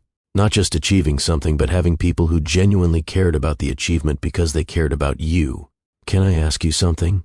Lisa said, while the kids were distracted by the jukebox. Not about them, about you. That depends on the question, Terry said. Are you happy? Beyond your business success, beyond everything you've achieved, are you happy? The question was simple and devastating. Was he happy? I'm content, Terry said carefully. I have work that matters, people I care about, a life that feels fuller than it did 6 months ago. That's more than most people get. Content isn't happy, Lisa observed. Maybe not. But it's stable. And after years of fighting for stability, I'll take it over the chaos of chasing happiness. Lisa studied him across the table. What if you could have both? Terry set down his burger, giving her his full attention. What are you asking? I'm asking, Lisa said slowly, if you're content with us being friends. If that's enough for you. Or if you want something different. The conversation they'd been avoiding for months was suddenly here, laid out between them like cards on a table. No, Terry admitted. It's not enough. But I'll take what you're able to give. Friendship with you is better than romance with anyone else. I'm not risking this by asking for more. What if I'm asking? Lisa's voice was soft but steady. What if I've been scared for months because I'm a nursing assistant with 2 kids and debt and stretch marks and no time, and you're a millionaire who could have anyone, and this feels impossible? It's not impossible, Terry said. It's the least impossible thing I've ever encountered. I have rules, Lisa warned. We take this slow. The kid's stability comes first. You don't get to be a father figure unless you're absolutely sure you're staying. And Terry, I've been abandoned before. By my kid's father, by people I trusted. I can't survive it again. So, if there's any doubt at all, any hesitation, tell me now. There's no doubt, Terry interrupted. Lisa, I'm 50 years old. I spent 15 years learning all the ways life can go wrong when you're not paying attention. I'm paying attention now. To you, to Mia, to Jacob, to what we're building together. You've taught me what actually matters. I'm not walking away from that. Ever. Lisa's eyes were bright with tears she wouldn't let fall. Okay, she whispered. Slow, but okay. Slow turned out to be exactly right. They took months to move from friendship to something more, each step carefully negotiated with attention to the kids' adjustment and Lisa's understandable caution. Every decision was made with purpose, nothing rushed, everything considered. Their first date alone, without the children, happened 2 weeks after that conversation at the diner. Lisa's parents agreed to watch Mia and Jacob for the evening. Terry picked Lisa up at 7, and the moment she opened the door, he felt his breath catch. She wore a simple green dress that brought out the warmth in her dark eyes. Her hair was down for once, curling softly around her shoulders. She looked beautiful, but more than that, she looked happy. A little nervous, but happy. You look amazing, Terry said. You look pretty good yourself. Lisa smiled. This feels weird, doesn't it? Like we're trying too hard. It does, Terry admitted. Want to skip the fancy restaurant I made reservations at and just get Italian food and talk? Yes, please. Lisa's relief was obvious. I've been stressing about fancy restaurant conversation all day. I don't know how to do this, Terry. Dating. I was with Brian for almost 10 years and we never really dated. We just kind of fell into being together and then had kids. I don't really know how to do this either, Terry confessed. My last first date was in college. I'm rusty and nervous and terrified of screwing this up, so we're both disasters. Lisa laughed. That's comforting somehow. They went to a small Italian place in Ballard, family-owned with checkered tablecloths and wine served in water glasses. Nothing pretentious, just good food and quiet corners for conversation. They talked for 4 hours about everything and nothing, about Lisa's dreams of finishing her RN program and maybe eventually becoming a nurse practitioner, about Terry's growing awareness that his company could run without him micromanaging every decision, about their shared love of reading and their mutual inability to keep houseplants alive. They talked about their childhoods. Lisa growing up middle class in Spokane with 3 siblings and parents who worked hard to provide stability. Terry growing up in Portland, only child of parents who divorced when he was young, always feeling like he was being pulled in 2 directions. They talked about grief and healing, how Lisa had grieved the marriage she'd thought she had before realizing Brian was never going to be the partner she needed. How Terry had grieved Margaret for so long he'd forgotten how to live alongside the grief instead of inside it. "Can I tell you something?" Lisa said over tiramisu they were sharing. "I'm scared, not of you specifically, but of what this means. If we do this, if we're really together, you're not just dating me. You're signing up for single mom chaos. For kids who will always come first. For a partner who works night shifts and has student loans and drives a car that's older than some of her nursing students." "I know," Terry said. "And Lisa, I'm not signing up for that despite those things. I'm signing up because of them. Because you're an incredible mother. Because you work night shifts to provide for your kids. Because you're building a better future through sheer determination. All of that makes me want this more, not less. What if you get tired of it? What if the novelty wears off and you realize you want someone without complications?" "Then I'd be an idiot," Terry said simply. "You're not a complication, Lisa. You're the first person in 15 years who made me remember what it feels like to want something beyond success. I'm not going to get tired of that." She searched his face for a long moment. Then she reached across the table and took his hand. "Okay, let's try this. Really try." Their first kiss happened in the parking lot, leaning against Lisa's ancient Honda Civic. It was sweet and tentative and full of promise. When they finally pulled apart, Lisa was smiling. "That was nice," she said. "Yeah," Terry agreed. "It really was." They dated for 3 months before Terry met Lisa's extended family at Thanksgiving. The gathering was at Patricia and Robert's house in Spokane, which meant a 3-hour drive and immersion into the full chaos of the Brennan family dynamics. Lisa's 3 siblings were there with their spouses. Her brother Michael, a high school teacher with a dry sense of humor. Her sister Rachel, a social worker with 2 kids of her own. Her youngest sister Amy, still in grad school and full of opinions about everything. They descended on Terry with the barely concealed curiosity of people who'd watched Lisa struggle alone for 3 years and wanted to make sure this new man was worthy. "So you're the millionaire," Michael said without preamble. "Lisa says you're good to her and the kids." "I try to be," Terry replied. "Trying isn't the same as succeeding." Rachel fixed him with the kind of look that probably made her clients confess their deepest secrets. "Are you serious about my sister? Because if you're not, you should walk away now before the kids get more attached." "I'm serious," Terry said. "Very serious." "Good. Because Lisa deserves someone who shows up. She's had enough of men who disappear when things get hard." The interrogation continued through appetizers. Patricia and Robert watched from across the room, letting their children do the vetting. Mia and Jacob were oblivious, playing with their cousins in the basement. The noise of children filtered up through the floorboards, a constant pleasant chaos. Finally, after what felt like hours but was probably only 45 minutes, Michael clapped Terry on the shoulder. "Okay, you passed. Welcome to the family. Fair warning, we're loud and opinionated, and we will judge you forever if you hurt our sister." "Understood," Terry said. Dinner was exactly what Terry had hoped for, and nothing like he'd expected. The table was crowded with too many people and too much food. Conversations happened simultaneously, people talking over each other without anyone getting offended. Stories were told and retold. Old family jokes were recycled. Arguments erupted about trivial things and dissolved just as quickly. It was chaotic and loud and overwhelming. It was also one of the best meals Terry had ever experienced. He watched Lisa in this environment, surrounded by her family, and saw a different version of her emerge. More relaxed, quicker to laugh. The weight she usually carried, the constant vigilance of single parenting, lifted slightly in the presence of people who could share the load. After dinner, while the women were in the kitchen and the kids were watching a movie, Robert gestured for Terry to follow him to the back porch. They stood in the November cold, breath visible in the air. "My daughter's been through a lot," Robert said without preamble. "Watching her struggle these last 3 years, working herself to exhaustion to provide for those kids, it's been hard on all of us. We help when we can, but we're 3 hours away. She needs someone local, someone consistent. I want to be that person," Terry said. "You know she's going to test you, right?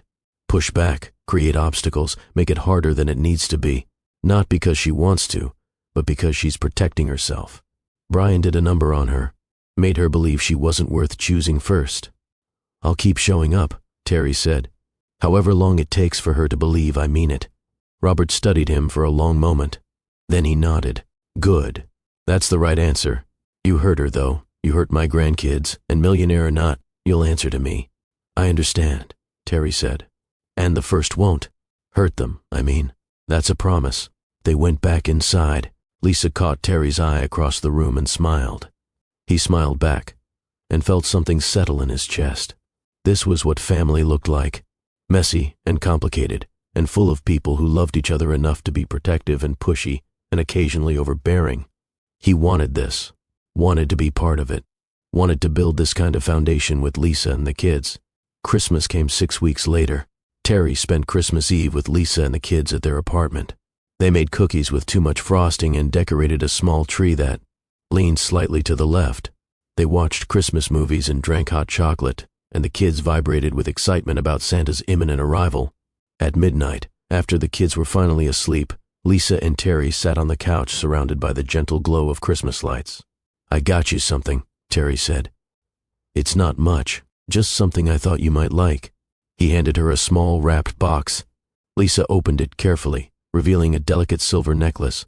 The pendant held 2 small stones, one blue topaz, one peridot, Mia and Jacob's birthstones. "Terry," she breathed, "this is beautiful. I wanted you to have something that represented them," Terry explained. "The most important people in your life. But also I wanted you to have something beautiful just for you, because you deserve beautiful things." Lisa's eyes filled with tears. She didn't speak, just leaned over and kissed him. When she pulled back, she was smiling through the tears. "I got you something too," she said. Her gift was a framed photo from the Museum of Flight, the day they'd all gone together months ago. All 4 of them laughing at something Jacob had said. Terry in the middle with a kid on each side, Lisa next to Mia, everyone looking genuinely happy. "I thought you needed more pictures," Lisa said. "For your apartment. Evidence that you have people now." "It's perfect," Terry said, and meant it. They spent Christmas morning at the apartment, watching Mia and Jacob tear through presents with the systematic efficiency of children who'd been planning their attack for weeks. Terry had been careful with his gifts. Books for Mia, chosen based on her specific interests. A detailed architectural model kit for Jacob that they could build together. Nothing extravagant, nothing that screamed, "I have money," just thoughtful things that showed he paid attention. In return, he received a drawing from Mia, a portrait of the 4 of them at the park. "We're a family in this picture," she explained. "Is that okay?" "That's more than okay," Terry said, his throat tight. "That's the best present I've ever received." From Jacob, he got a card with a dinosaur on the front and a message inside written in careful 6-year-old handwriting. "Thank you for being nice to us. Love, Jacob." Terry tucked both gifts carefully into his bag, treasures more valuable than anything money could buy. The new year brought changes. Terry restructured his role at Torres Environmental Solutions, promoting his second-in-command to Chief Operating Officer and delegating responsibilities he'd been clutching for years. He worked from home 2 days a week. He protected his weekends fiercely. His board of directors was concerned. His investors asked questions. But Terry's company continued to perform well, and he was finally able to articulate what had taken him too long to understand. A company run by a balanced human was more sustainable than one run by a workaholic racing toward burnout. Margaret watched these changes with barely concealed approval. "You're different," she observed one day. "Better. I'm happy," Terry said. "Turns out that matters." In February, Lisa finished her last 2 classes for her RN certification. Terry threw her a small celebration at his loft, inviting her family and a few close friends from work. He ordered her favorite foods and bought a cake with "Congratulations, Nurse Brennan" written in blue frosting. When everyone had left and it was just the 4 of them cleaning up, Lisa pulled Terry aside. "Thank you," she said. "For this, for believing in me, for all of it." "You did the hard work," Terry replied. "I just got to celebrate with you." "No," Lisa said firmly. "You made it possible. All those evenings you watched the kids while I studied. The times you quizzed me on terminology. The way you never made me feel bad for being exhausted or stressed. You were part of this, Terry. You're part of everything now." "Good," Terry said, "because I don't want to be anywhere else." In March, 1 year after that first dinner at Marcello's, Terry invited them all to dinner at his loft. Not at a restaurant, but at home, which had slowly transformed from minimalist showpiece into actual living space. Pictures covered the walls now. Mia's artwork framed and displayed. Family photos from various outings. The drawing of the four of them that Terry had received at Christmas hung in his bedroom where he saw it first thing every morning. He'd attempted to cook, with mixed results. The lasagna was edible if not exactly good. The salad was fine. The garlic bread was only slightly burned. "This is pretty good for a beginner," Mia declared, which Terry took as high praise. After dinner, while the kids were absorbed in a movie, Terry pulled Lisa into the kitchen. "I want to ask you something," he said. "Nothing scary, I promise. Just a question." Lisa looked nervous, but nodded. "Okay. I want to be here," Terry said. "Not just visiting, not just dating. I want to be part of your daily lives. I want to help with homework and school runs and bedtime negotiations. I want to be there when Jacob has nightmares and when Mia wins competitions. I want to be someone the kids can count on, not just your boyfriend who shows up sometimes." "Terry," Lisa started. "I'm not asking you to marry me," Terry clarified quickly. "Not yet. I'm just asking if you'd be open to me being more involved. Moving in together, maybe. As much as you're comfortable with. I know it's fast, only a year, but Lisa, I've never been more sure of anything." Lisa was quiet for a long moment. "I want that too," she finally said. "But you need to ask them, Mia and Jacob. They deserve a say in who becomes a permanent fixture in their lives. This affects them more than it affects us." So Terry found himself sitting on the floor with two children, more nervous than he'd been negotiating his first $1 million contract. "Your mom and I have been dating for a while now," he said, "and I really care about all of you. I'd like to be around more. Not just weekends and phone calls, but really be part of your daily lives. What do you think about that?" Mia studied him with her characteristic careful attention. "Would you come to my school stuff? Even the boring things like parent-teacher conferences?" "Especially the boring things," Terry said. "Would you help with my science projects?" Jacob asked. "Mom tries, but she's not good at building stuff. I would love to help with science projects. Would you make us do chores and homework and all the unfun stuff?" Mia pressed. "Because that's what parents do, right?" "Probably," Terry admitted. "Because that's what people who love you do. They help you become responsible humans even when it's not fun." "Do you love us?" Jacob asked, his directness cutting through everything else. "Yeah, buddy," Terry said, his throat tight. "I really do."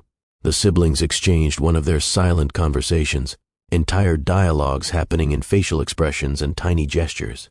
"Okay," Mia finally said. "You can stay, but you have to promise that if you leave, you'll say goodbye properly.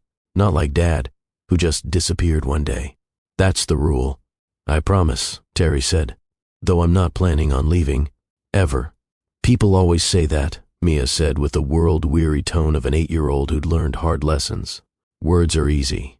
"You're right," Terry acknowledged. "So instead of promising with words, how about I promise with actions? I'll show up every day I can, for as long as you'll let me, and you can decide if that's enough." That seemed to satisfy them. Mia nodded seriously. Jacob smiled, a gap-toothed grin that made Terry's heart squeeze. 2 months later, Terry officially moved in with Lisa and the kids. Not to the small apartment, which couldn't accommodate all of them comfortably, but to a house he'd bought in Greenwood. Not a mansion, nothing ostentatious, just a solid 4-bedroom home with a yard and good schools nearby. He let Lisa handle all the decorating decisions. Let the kids pick their own room colors. Made sure everyone had space that felt like theirs, not just space he was allowing them to occupy. The transition wasn't seamless. There were adjustments and arguments and moments when everyone needed space from everyone else. Terry learned that living with children meant constant noise and perpetual messes and the complete death of any fantasy about maintaining pristine spaces. He loved it. Every chaotic, frustrating, beautiful moment of it. He learned Mia's moods, when she needed space and when she needed someone to sit with her while she worked through big feelings. He learned Jacob's rhythms, the way he got quiet when overwhelmed and needed gentle coaxing back into conversation. He learned Lisa's stress signals, the way she got short-tempered when exhausted, but would never admit she needed help unless someone insisted. He learned to insist, to take over bedtime so she could decompress, to handle morning routines when she'd work night shifts, to be a true partner, not just an accessory to her life. Before we continue to where this story goes next, I need to talk to you about something important. We're almost at the end of this journey, watching Terry transform from a lonely millionaire into someone who understands what actually matters. If this story has moved you, If you found yourself rooting for this makeshift family, I need you to do something. Like this video right now. Share it with someone who's chasing success, but forgetting to build a life. Someone who's convinced themselves that being alone is safer than risking connection. Someone who needs to remember that family isn't always biology, it's consistent choice. Subscribe to Mr. Dawson Long Stories because this is what we do here. We tell truths about transformation and second chances and the courage it takes to show up for people who matter. Comment below and tell me, have you ever been rescued by a stranger? Have you ever been the stranger who stepped in when someone needed help? Your stories matter. Share them. Now let's see where Terry and Lisa end up, because we're heading toward a moment that will test everything they've built together. 6 months after moving in together, Terry attended Mia's 4th grade career day. She'd asked him to come talk about environmental consulting, which he'd agreed to despite having no idea how to make his job interesting to 9-year-olds. He brought pictures of solar panel installations and green roofs. He talked about how helping buildings use less energy was like helping the planet breathe easier.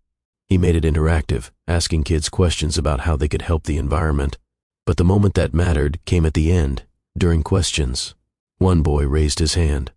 "Are you Mia's dad?" The room went quiet. All the kids looked at Terry, then at Mia, waiting. Terry glanced at Mia, trying to gauge what she wanted him to say. She was looking at him with an expression he couldn't quite read. "I'm not Mia's biological father," Terry said carefully, "but I live with Mia and her mom and her brother. I help with homework and go to school events and try to be someone they can count on. So, I guess you could say I'm her dad in the ways that matter most." Mia smiled. A small private smile that told Terry he'd said the right thing. After career day, walking back to his car, Terry got a text from Lisa. "Mia just called me. She said you did good today. High praise from our resident critic." Terry texted back, "I meant what I said, about being their dad in the ways that matter." 3 dots appeared, disappeared, appeared again. "I know you did. That's why I love you." It was the first time either of them had said it in text. They'd said it in person, whispered in quiet moments, but seeing it written felt different, more permanent somehow. "I love you too," Terry typed. "All 3 of you. More than I knew I could love anything." That evening, after the kids were in bed, Lisa found Terry in the kitchen cleaning up from dinner. "Can we talk?" she asked. "Always." They sat at the kitchen table, the heart of their home where homework happened and meals were shared and big conversations unfolded. "I've been thinking," Lisa said, "about us, about the kids, about what we're building here." "Okay," Terry said carefully, trying not to let anxiety creep in. "The kids love you. You know that, right? They feel safe with you. They count on you. Jacob called you Dad the other day when he was talking to his friend. Did you notice?" "I noticed," Terry said. "I didn't want to make a big deal of it." "I'm glad you didn't." Lisa reached across the table and took his hand. "But Terry, if they're going to call you Dad, if you're going to be their father in all the ways that matter, shouldn't we make it official?" "Are you asking what I think you're asking?" "I'm saying that I want this to be permanent, not just living together, not just dating long term. I want you to be my husband and their father, legally, officially, completely. If you want that too." Terry felt his eyes sting. "Yes," he managed. "I want that more than anything." They got married 3 months later, in June, a small ceremony in Patricia and Robert's backyard in Spokane. Just family and close friends. Mia and Jacob stood up with them, Mia holding Lisa's bouquet, and Jacob holding the rings with the serious concentration of someone entrusted with an important mission. Terry's vows were simple. "I promise to show up," he said, "every day, for every moment, big and small. I promise to love you and Mia and Jacob with everything I have. I promise to be the partner and father you all deserve. I promise to keep choosing you every single day for the rest of my life." Lisa cried. Patricia cried. Rachel cried. Even Michael got suspiciously emotional. The reception was chaotic and perfect. Kids ran around the yard. Adults told embarrassing stories. Someone started dancing to music from a portable speaker, and soon everyone joined in. At one point, Terry found himself dancing with Mia, her small feet balanced on top of his shoes. "Are you happy?" she asked. "Happier than I've ever been," Terry said honestly. "Good, because we're keeping you. You're stuck with us now." "Best thing that ever happened to me," Terry replied. "Getting stuck with you all." The adoption paperwork was filed 3 months after the wedding. Terry wanted to officially adopt Mia and Jacob, make legal what had become true in every other way. Lisa supported it. The kids were excited about it, but they needed Brian's consent or proof that he'd abandoned his parental responsibilities. Brian, when finally tracked down in Los Angeles, signed the papers without argument. "Guess I'm not cut out for the dad thing anyway," he said over the phone, like he was discussing a hobby that hadn't worked out, rather than two human beings he'd created. Terry wanted to reach through the phone and shake him. Instead, he thanked him for signing and hung up before he said something he'd regret. 3 months later, they stood in a courthouse. The judge, a woman in her 60s with kind eyes, asked Mia and Jacob if they understood what was happening. "It means Terry will be our real dad," Mia said. "Officially, not just because we say so. Do you want that?" the judge asked gently. "Yes," both kids said simultaneously. The judge smiled. "Then, I'm happy to grant this adoption. Terry Torres, you are now the legal father of Mia Brennan Torres and Jacob Brennan Torres. Congratulations." Terry couldn't speak.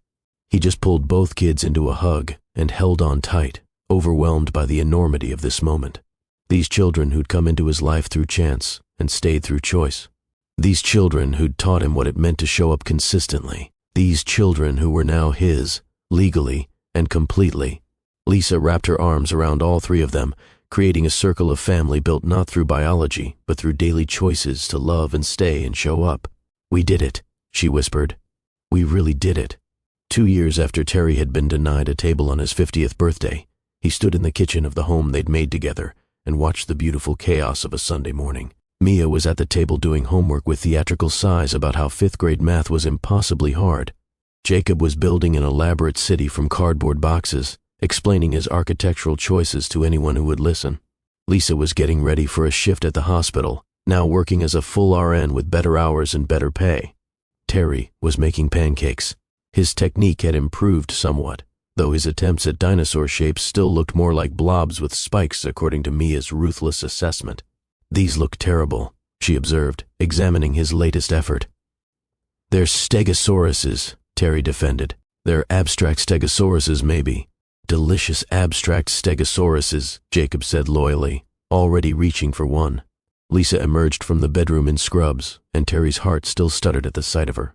This woman who'd rescued him in more ways than she knew, who'd taught him that connection was built through consistent presence, not grand gestures, who'd led him into her complicated, beautiful life and made him better than he'd been. "I'm late," she said, kissing him quickly.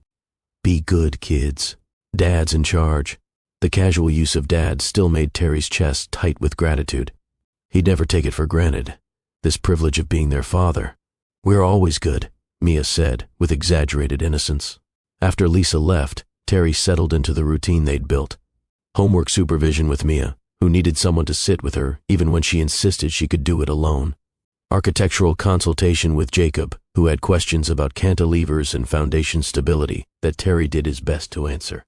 Laundry and dishes and all the mundane tasks that made up family life. It was nothing like the solitary existence he'd lived for 15 years. The quiet apartment with its expensive furniture and complete absence of mess. The weekends with no obligations and no one expecting him. The success that had tasted like ashes because there was no one to share it with. This was everything. The chaos and the noise and the sticky counters from syrup spills. The constant demands on his time and attention. The way privacy had become a distant memory and silence was something that only happened when everyone was asleep. He wouldn't trade it for anything. That evening, after the kids were finally in bed and the house was quiet, Terry pulled out his phone. He scrolled through his photos, hundreds of images documenting the life they'd built.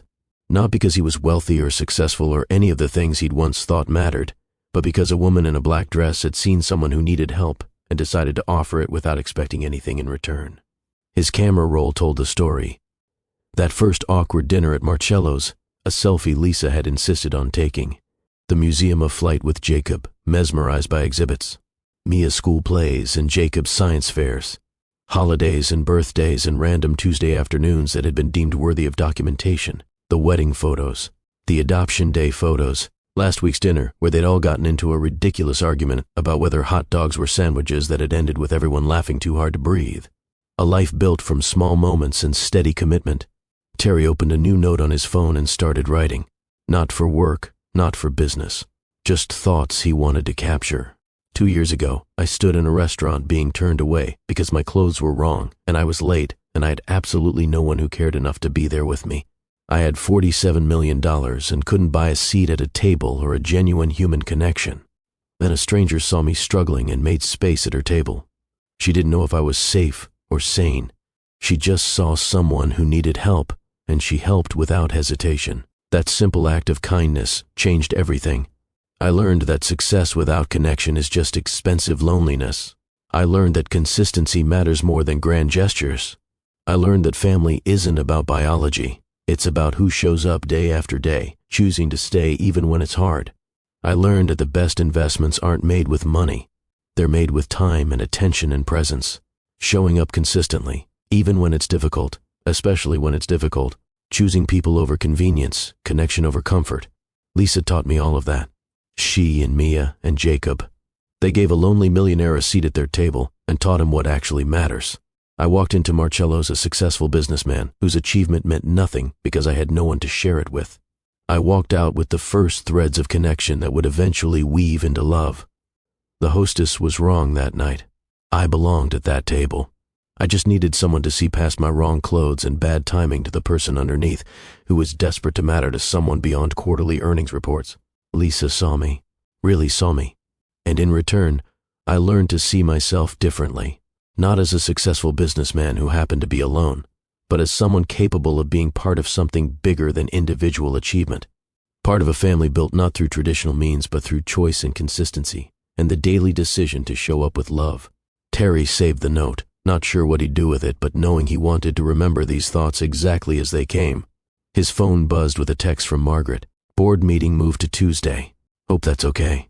You seemed pretty firm about protecting Monday for Jacob's field trip. Terry smiled. Tuesday's fine. Thanks for remembering about the field trip. Of course, Margaret replied. You're a dad now. Dads go on field trips. It's in the handbook. There was a handbook? Terry typed back. Absolutely not. You're making it up as you go like everyone else. But you're doing great. After Margaret signed off, Terry sat in the quiet house and felt gratitude wash over him. Not just for Lisa and the kids, though he was grateful for them beyond measure, but gratitude for the whole journey, for the humiliation that had forced him to face his loneliness, for the chance encounter that had turned into everything, for learning these lessons at 50 instead of never learning them at all.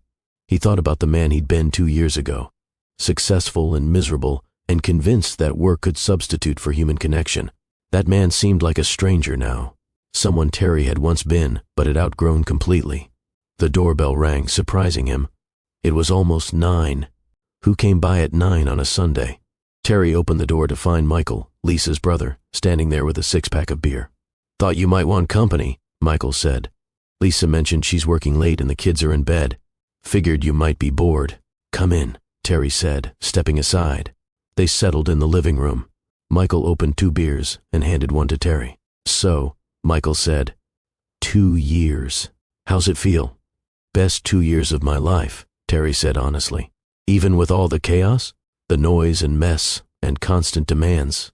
Especially because of all that. Terry took a drink. I spent 15 years in silence, Michael.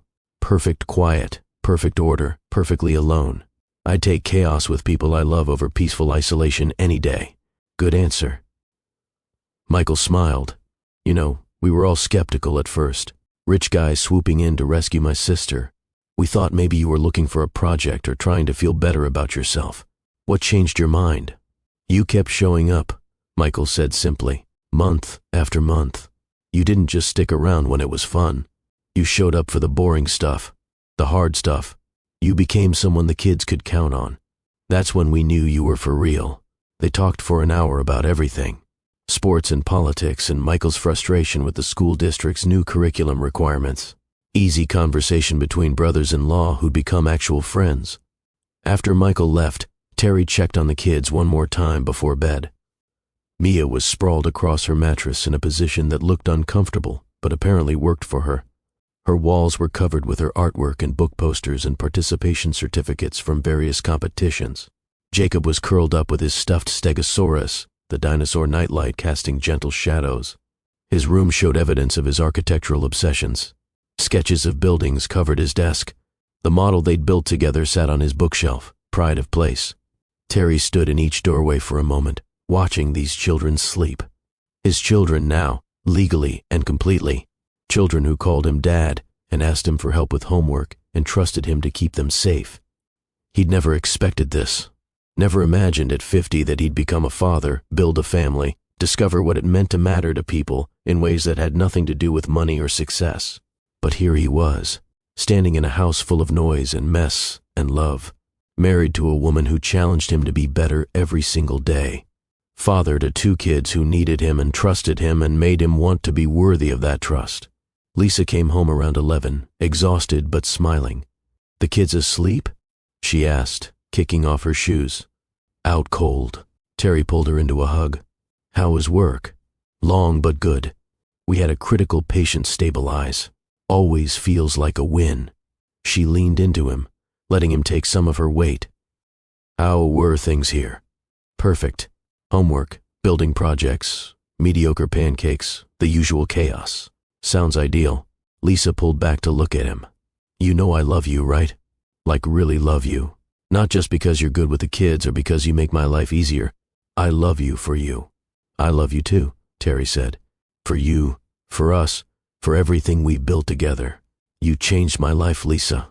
You gave a lonely stranger a seat at your table and taught him what actually matters." "We taught each other," Lisa corrected. "You reminded me that not everyone leaves, that some people stay and mean it." They stood in the quiet house, holding each other, 2 people who'd found their way to each other through a combination of chance and choice and consistent presence. "This is everything," Terry whispered. "Yeah," Lisa agreed. "It really is." 3 years after that first dinner, on Terry's 53rd birthday, they went back to Marcello's. Terry had made reservations months in advance, requesting the same table where Lisa had invited him to join her family that night. The hostess who turned him away was long gone, replaced by a younger woman who seated them without drama. They ordered carefully, splitting dishes the way they always did, because even with Terry's resources, Lisa still maintained her practical approach to expensive restaurants. "Do you remember what you said to me that first night?" Terry asked while the kids were distracted by the view of Elliott Bay. "I said a lot of things," Lisa replied. "Which part?" "The part about this being my celebration, but probably not the birthday dinner I'd had in mind." "Oh, that." Lisa smiled. "I was trying to manage your expectations. Make sure you knew we were going to be cheap and practical, and not at all what you probably expected from a fancy dinner." "You were wrong, though," Terry said. "It was exactly the birthday dinner I needed. I just didn't know it yet." "Sentimental," Lisa teased gently. "Honest," Terry corrected. "You gave me more that night than an expensive meal ever could have. You gave me hope that connection was still possible, that I didn't have to spend the rest of my life alone." "You weren't going to spend the rest of your life alone," Lisa said. "You would have figured it out eventually, maybe. But I'm glad I didn't have to. I'm glad you saw someone struggling and helped without hesitation. I'm glad you're brave and generous and willing to take chances on people. I'm glad you kept showing up," Lisa replied. "That first night could have been the end of it. One kind gesture, and we never see each other again. But you asked for my number. You called. You came to the museum. You showed up consistently until showing up became what we did. That mattered more than the initial kindness. It all mattered," Terry said.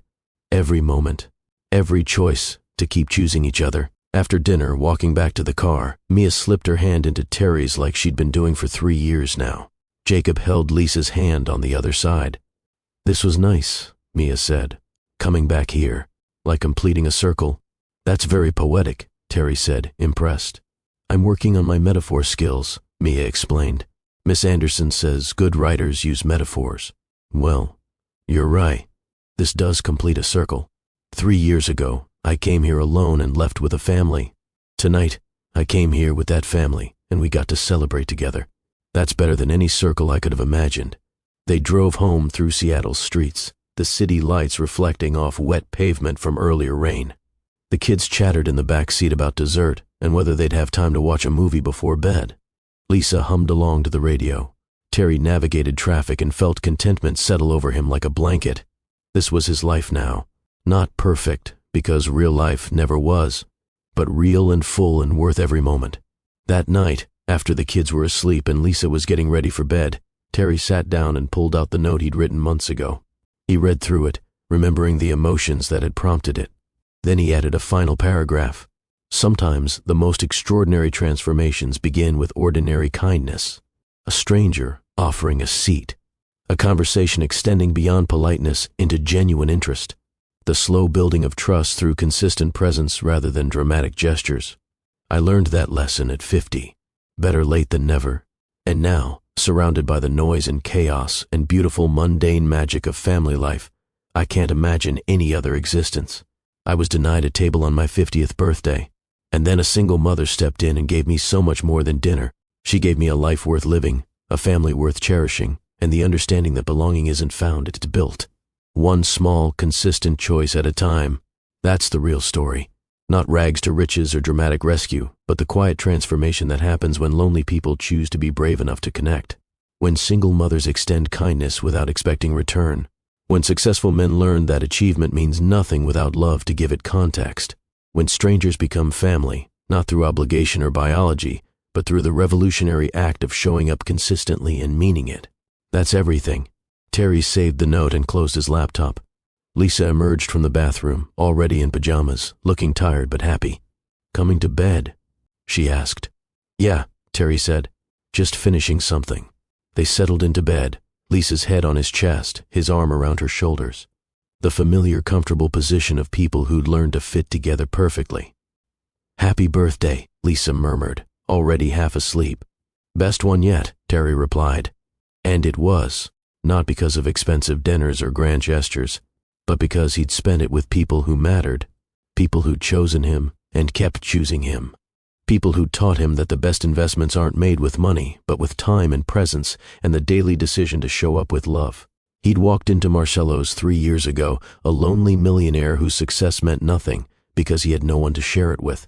He'd walked out with the first threads of connection that would eventually weave into this.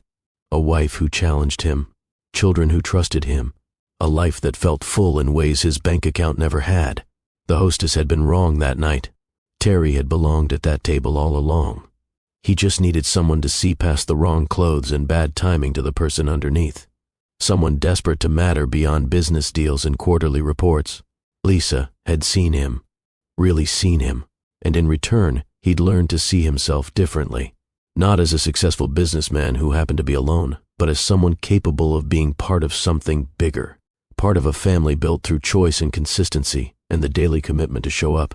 That was the lesson, the truth that had taken him 50 years and a humiliating rejection to learn.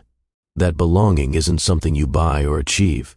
It's something you build through small, consistent choices, through showing up when it's hard, through choosing people over convenience, through the revolutionary act of being present and meaning it. He'd been denied a table and gained a family, lost his dignity and found his purpose, stood in the rain feeling worthless and walked away with everything that actually mattered. Sometimes the best things in life come from the worst moments. Sometimes losing what you thought you wanted gives you space to discover what you actually need. Sometimes a stranger's kindness becomes the foundation for everything that follows. Terry tightened his arm around Lisa, listening to her breathing even out into sleep. Tomorrow he'd wake up and make terrible pancakes, help with homework he barely understood, navigate sibling arguments and bedtime negotiations, all the ordinary chaos of family life. He couldn't wait. This was everything. This messy, complicated, beautiful life built from one act of kindness and 3 years of consistent choice. This family that wasn't biology but was more real than anything he'd ever known. This was what success actually looked like. Not empty apartments and quarterly earnings, but full houses and people who needed you and moments that mattered because you shared them with people you loved. He'd spent 15 years building the wrong things, but he'd spent the last 3 years building the right things. And that made all the difference. Terry closed his eyes, Lisa warm beside him, his children safe down the hall, and felt gratitude wash over him one more time. For the rejection that had forced him to face his loneliness. For the woman who'd seen his struggle and helped anyway. For the chance to learn at 50 what he should have known all along. That showing up matters more than showing off. That consistency beats grand gestures every time. That family is built through daily choices, not dramatic moments. That love is action, not just feeling. That sometimes being denied a table is exactly what you need to find your way home. The end. If this story moved you, if it reminded you what actually matters in life, do me one final favor. Like this video, share it with someone chasing success while forgetting to build connection. Someone convinced that being alone is safer than risking love. Someone who needs to remember that family is built through choice, not just biology. Subscribe to Mr. Dawson Long Stories because this is what we do here. We tell truths about transformation and second chances and the courage it takes to show up for people consistently. We remind each other that the best things in life can't be bought, only built through presence and commitment and love. Comment below and tell me your story. When did a stranger change your life? When did you step in to help someone who needed it? When did you learn that success without connection is just expensive loneliness? Your stories matter. Share them, because we're all just trying to figure out how to build lives worth living. And sometimes hearing someone else's journey reminds us that transformation is possible, that it's never too late to change, that showing up consistently is the most revolutionary thing we can do. Thank you for being here. Thank you for listening to Terry and Lisa's story. Now go build your own. Show up for the people who matter. Choose connection over convenience. Remember that belonging is built one small, consistent choice at a time. And maybe, just maybe, be the person who offers a stranger a seat at your table. You never know what you might build together.